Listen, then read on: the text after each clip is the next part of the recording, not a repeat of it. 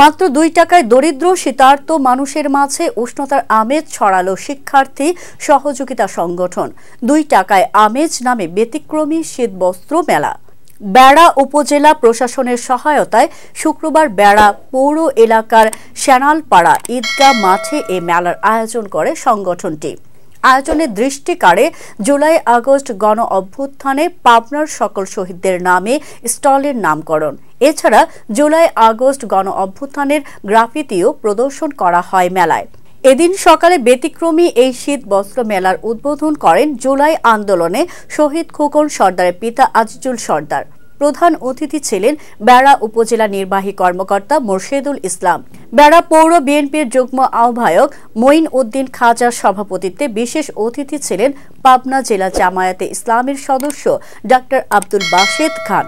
মেলা থেকে 2 টাকার প্রতীকী মূল্যে এলাকার দরিদ্র শীতার্ত মানুষ কম্বল কিনে নেন। এর আগে সংগঠনের স্বেচ্ছাসেবীরা বাড়ি বাড়ি গিয়ে প্রকৃত দরিদ্র মানুষ খুঁজে বের করে তাদের হাতে চাহিদা অনুযায়ী টোকেন দিয়ে আসেন।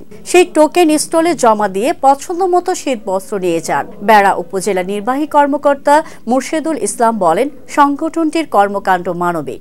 উপজেলা প্রশাসন তাদের পাশে রয়েছে। এভাবে অন্য সংগঠনগুলো এগিয়ে আসলে সমাজের আরো অনেক অসহায় মানুষ উপকৃত হবেন।